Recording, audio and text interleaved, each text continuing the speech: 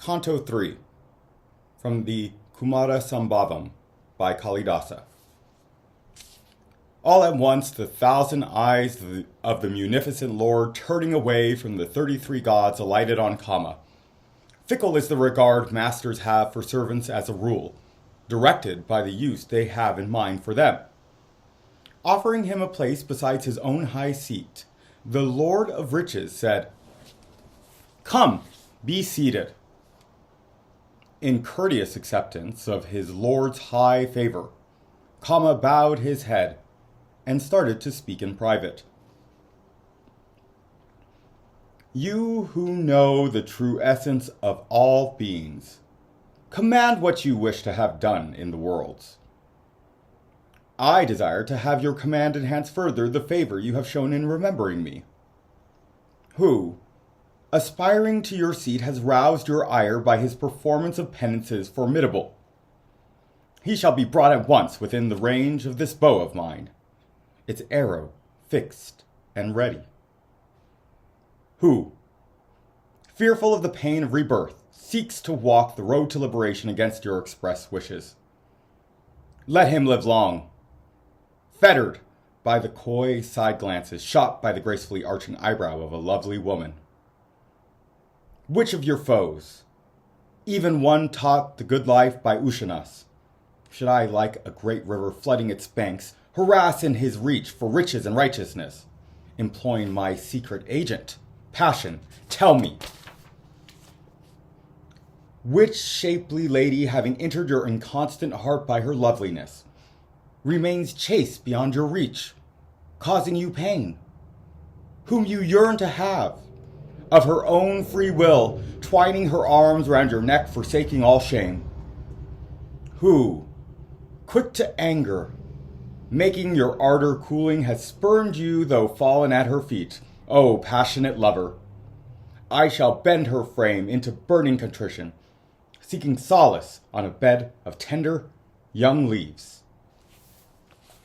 Calm yourself, O great hero, let your thunderbolt rest. With his arms drained of power by my arrows, let him, whichever foe of the gods he is, quail before even a woman's lower lip quivering in anger.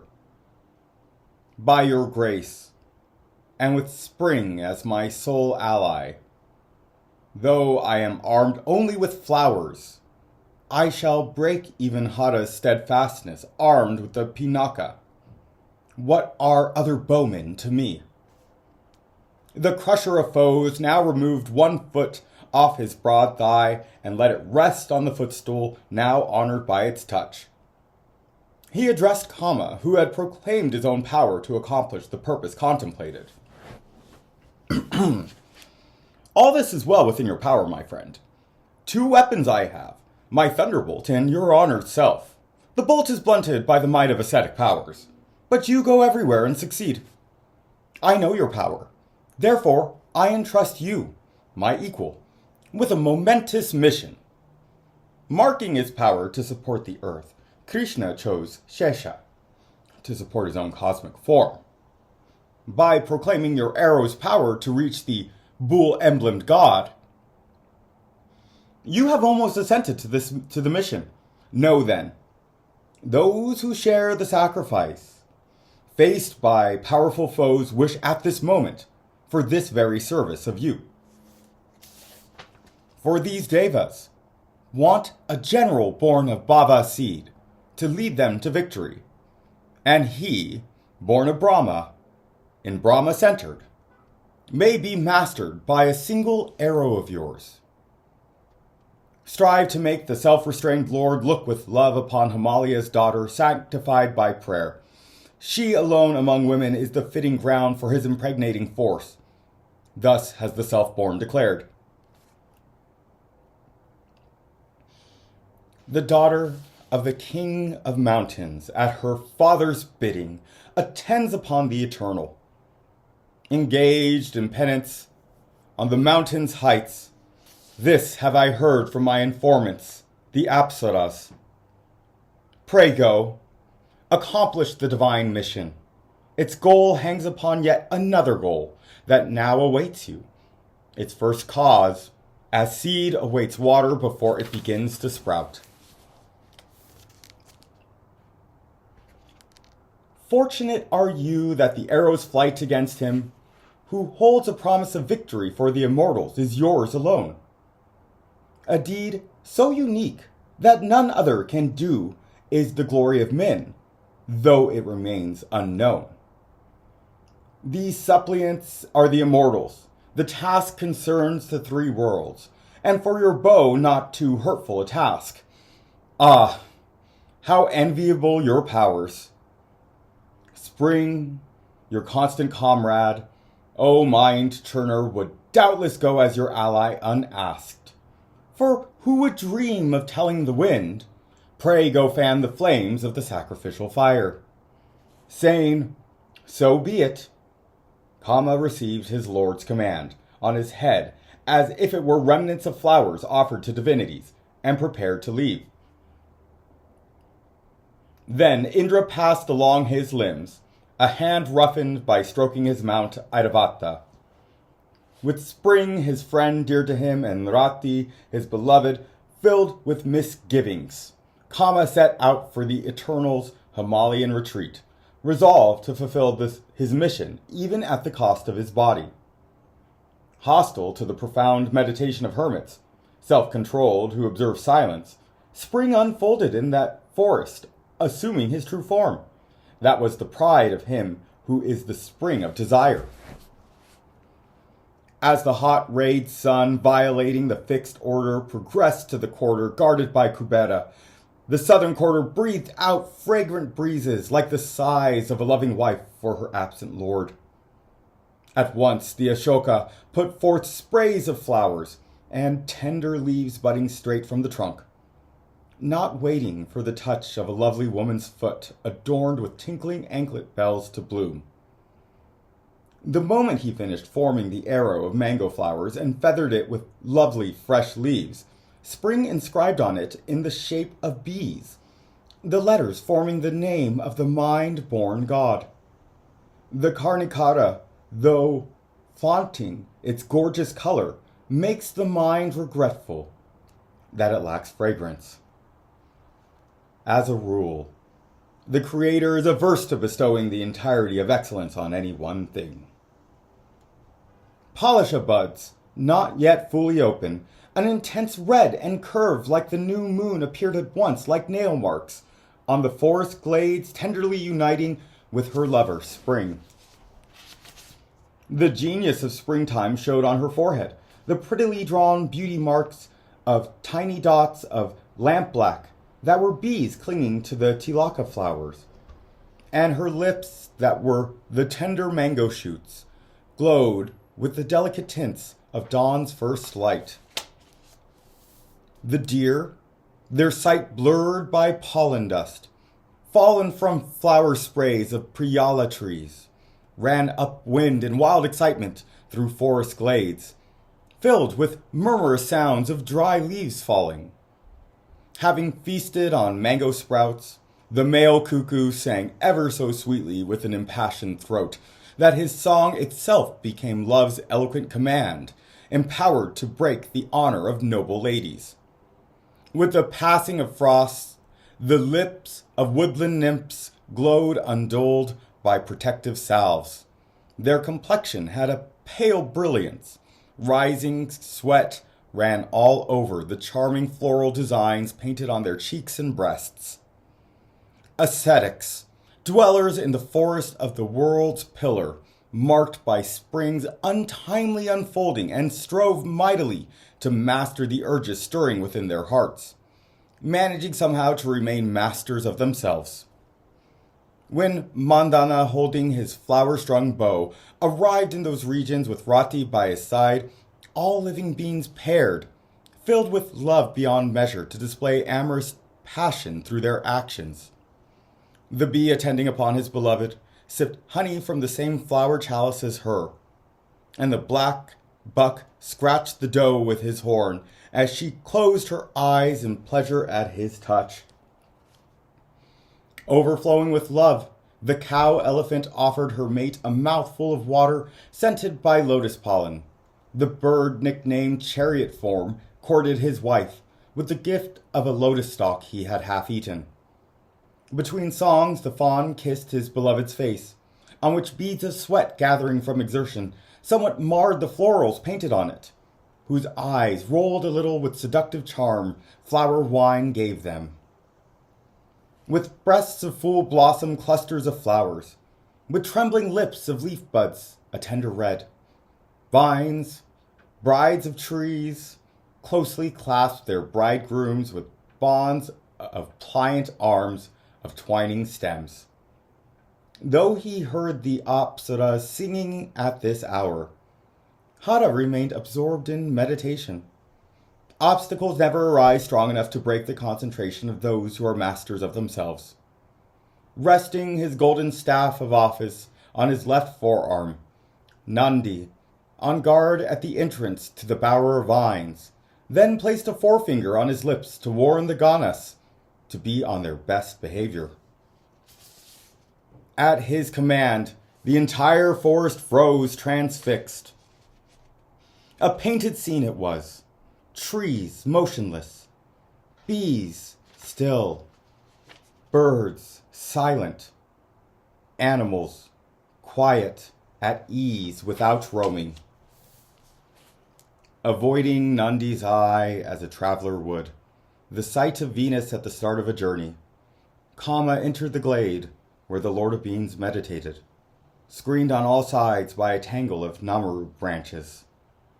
Kama, the destruction of whose body was imminent, now saw the triple-eyed Lord, seated in meditation on a dais of cedar wood covered with a tiger skin, erect and motionless, sitting cross-legged, a cloth wound about the loins, reaching to the knees, shoulders bowed, the two hands lying on his lap, palms facing up, seeming a full-blown lotus. A mass of matted hair swept up, tied with a snake, a double string of Rudraksha beads hanging from his ear, a black buckskin knotted round him, its sheen enhanced by the dark blue glow of his neck. His eyes fixed steady on the tip of the nose, their light beams downward pointing, the pupils still, smoldering beneath unflickering fringes of thick lashes under eyebrows that had lost interest in play. Like a rain cloud containing a pent-up downpour, like a lake unruffled by rising waves, like a flame in a windless place unwavering, because the vital breaths within remained motionless. With shoots of light bursting forth out of the opening in the crown of his head, seeking a way out, through the empty sockets in the Brahma skull, and putting to shame the moon's glory, that streamed from his forehead with a grace more delicate than that of lotus fibers. Mooring the mind mastered by intense contemplation in the heart's core, its course of action turned away from the 9 portals of the body. He whom the seers know as the imperishable appeared viewing his self within himself. Observing the triple-eyed Lord in this pose, unapproachable even in thought, Kama stood close by, and did not mark his bow and arrow, slipping from his hand, whose grip was loosening from panic. The daughter of the ruler of unmoving beings then appeared, followed by a pair of sylvan goddesses, seeming by the beauty of her form to revive his dwindling courage, now near extinction. Wearing for jewels the flowers of spring, ashoka blossoms that put rubies in the shade, karnakara sprays that stole the sheen of gold, sindhuvada buds that replaced necklaces of pearls. Leaning a little forwards from the fullness of her breasts, her garment the hue of the young morning sun, like a budding vine sauntering, gently curving with round, full blossoming clusters of flowers. Holding in place time and time again the garland strung of kashara flowers slipping off her hips, it seemed Kama had hung it there, a second string to his bow, knowing that to be its proper place. Warding off continually with her play lotus, the bee hovering around her lower lip, that resembled a ripe bimba fruit, its thirst roused by her fragrant breath, while her glances, tremulous, kept roving in alarm. Viewing her of faultless beauty in every limb, they put Rati's loveliness to shame. The flower-arrowed god felt hopeful once more of success in his mission involving the spear-armed lord who had conquered his senses. And Uma neared the entrance of Shiva's grove, her future lord, just as he who had perceived the eternal light in the heart's core that was the sign of the highest self came out of his contemplation. Gradually letting the vital breaths pent up within flow freely, the Lord slackened his compact yogic stance, even as the Lord of Snakes strained his utmost to bear on the crests of his unfurled hoods the earth beneath him. Nandi bowed to the Lord and then announced, "The daughter of the mountains come to attend on him," and ushered her in, given permission to enter by his lord's mere flicker of an eyebrow.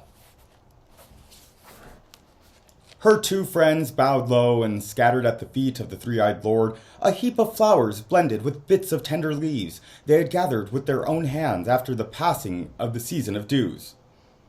Uma bowed so low to him, whose banner bore a bull, that the tender young leaf shoot at her ear slipped and fell, and the fresh carnicara flowers, glowing in the blue blackness of her hair, slid down. Bava, the origin, simply uttered the truth, greeting her with the words, "Obtain a husband who will not love another." For never in this world do utterances of the great entertain a meaning contrary to what is said. Sensing the moment opportune for his arrow, Kama, like the moth inexorably seeking the flame, stood taking aim at Hada with Uma close by, and plucking his bowstring again and again. Gauri, her hand glowing a burnished rose, proffered the great ascetic, lord of the hills, a string of prayer beads made from seeds of blue lotuses, blooming in the mandakini and dried by the sun's rays.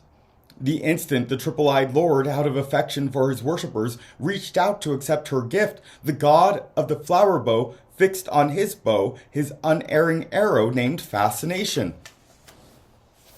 And so Hada, his firmness a trifle ruffled, like the sea at moonrise lightly rippling, directed his glances to Uma's face, its lower lip ripe as a bimba fruit, while she too, the daughter of the mountain, betraying her emotion by her limbs thrilling almost like the sudden blooming of kadamba buds, stood turning her face aside, that appeared with the eyes lowered, even more charming. Then the triple-eyed lord, through the power of his will, once again reined in firmly his restive senses. Wishing to discover the cause of the mental disquiet, he cast his eyes round in all directions. The god born of the self he saw, clenched fist at the corner of the right eye, shoulders hunched, the left foot drawn back, tensed and curving inwards. The lovely bow bent in a circle ready to strike. His anger swelling at the affront to his penances. His face knitted eyebrows, too terrible to gaze upon. And a blazing fire with leaping flames sprang suddenly from his third eye. Control your anger, O Lord, control your anger, even as these words of the flashing divinity sounded in the skies, that fire born of Bava's eye had left of Madana merely his ashes. Her senses numb from sharp, overwhelming shock, Rati swooned, which seemed more a favor done to her, since she became unconscious, unaware for a while of her husband's destruction. As lightning's bolt shivers the lord of the forest, so the great ascetic lord of beings, having swiftly crushed him, the impediment to penance, vanished with his band of ghosts and imps, wishing to avoid the presence of women.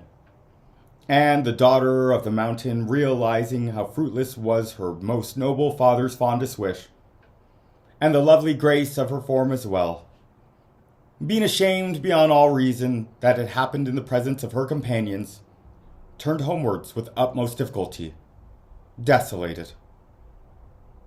Instantly picking up his arms, his daughter, her eyes like shut buds, a maiden most to be pitied, terrified by Rudra's fury, the mountain strode along on his way back, his body lengthening out from great speed, resembling the celestial elephant Aidavata, bearing a lotus clinging to his tusk. Thus ends Canto 3, entitled The Burning of Kama, in the long poem Kumarasambhavam by the illustrious Kalidasa.